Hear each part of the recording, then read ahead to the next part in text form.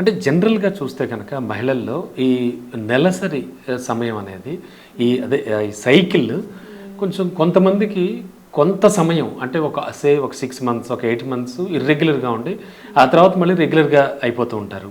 అంటే జనరల్ కండిషన్‌లో చాలామంది మహిళల్లో అంటే మీలాంటి డాక్టర్స్ చెప్పినప్పుడు వినడం గానీ, అలా చేయడం గానీ.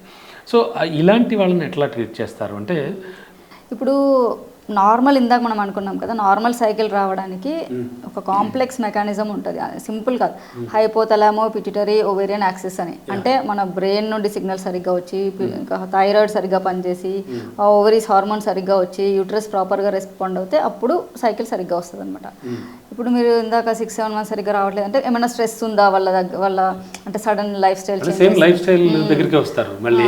అంటే ఇప్పుడు ఏమైనా జాబ్ చేంజ్ ఉంది కొంతమందికి సడన్గా ఇంట్లో ఏదైనా ప్రాబ్లం ఉంది, ఇలాంటి వాళ్ళకు కూడా కొంతమంది పిల్లలకి మధ్య చూస్తున్నాం ఎగ్జామ్స్ అప్పుడు కొంచెం పీరియడ్స్ రెగ్యులర్ అయిపోవడము, అదంతా బికాస్ ఆఫ్ స్ట్రెస్ అనమాట.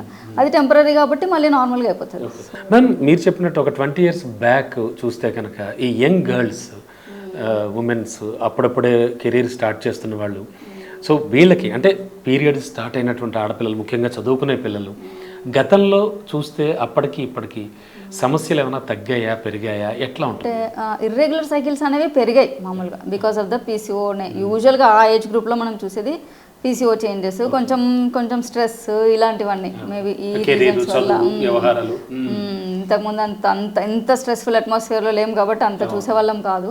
ఈ మధ్య చిన్నపిల్లల్లోనే ఎక్కువ చూస్తున్నాం ఇలాంటివన్నీ కూడా. మ్యామ్, అండ్ ఈ గర్భాశయంలో సిస్ట్లని, లేకపోతే ఇంకోటి అది ఏమంటారండి, ఫైబ్రాయిడ్. ఎగ్జాక్ట్లీ, ఫైబ్రాయిడ్స్ అని ఇలాంటివి అంటూ ఉంటారు. అంటే ఇవేంటివి, ప్రాణాంతకాలా లేకపోతే? ప్రాణాంతకాలేం కాదు. ఇప్పుడు ఇందాక మనం అనుకున్నాం కదా, హైపోథలామో పిట్యూటరీ ఓవేరియన్ యాక్సిస్, ఇవన్నీ కరెక్ట్గా ఉంటేనే సైకిల్ వస్తుంది. ఇప్పుడు ఇది చూసుకుంటే మన యూట్రస్ అనేది ఇలా ఉంటుంది అనమాట.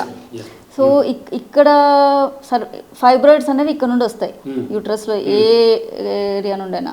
అంటే ఇది ఫండస్ అంటారు, ఇది బాడీ ఆఫ్ ద యూట్రస్. అట్లాగే ఇది లోపల ఎండోమెట్రియం ఆఫ్ ద యూట్రస్, ఇది సార్విక్స్. ఇక్కడ ఎక్కడైనా ఫైబ్రాయిడ్స్ రావచ్చు. సో ఈ సైకిల్ అంతా హార్మోన్స్ అంతా బాగానే ఉంది, కానీ ఇక్కడ ఫైబ్రాయిడ్స్ ఉండడం వల్ల ఏమవుతుంది, సర్ఫేస్ ఏరియా పెరుగుతుంది కదా.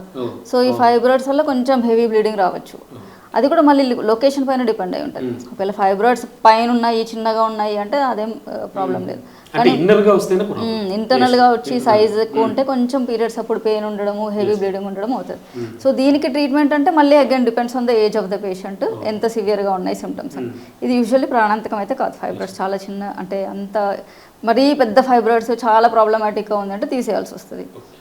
లేదు కొంచెం చిన్న ఫైబ్రాయిడ్స్ అంటే మెడిసిన్స్ ఇచ్చి అట్లా చూస్తాం. అంటే జనరల్ కండిషన్లో చూస్తే కనుక ఆడవాళ్ళని చాలామందిని చాలా థిన్గా ఉన్న వాళ్ళని చూస్తాం, చాలా సన్నగా ఉన్న వాళ్ళని.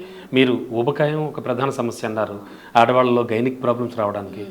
అయితే అలా సన్నగా ఉన్న వాళ్ళకు కూడా సమ్ టైమ్స్ ఎప్పుడైనా అంటే మీరు గమనించారా ఇటువంటి సమస్యలు? వస్తాయి. సన్నగా ఉన్న వాళ్ళకి కారణం ఏంటండి? అది కూడా హార్మోనల్ చేంజ్. ఇప్పుడు సన్నగా ఉండడానికి లీన్ పీసీఓ అంటారు.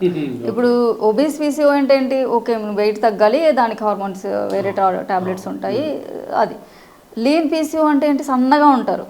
పీసీఓ పిక్చర్ లాగా స్కాన్లో పీసీఓ పిక్చర్ ఉంటుంది, అది కొంచెం హార్మోనల్ దీనివల్ల ఉంటుంది అనమాట. సో దాని ట్రీట్మెంట్ ఏంటంటే యాక్టివ్గా అయితే ఉండాలి, యాక్టివ్ లైఫ్ స్టైల్ ఉండాలి.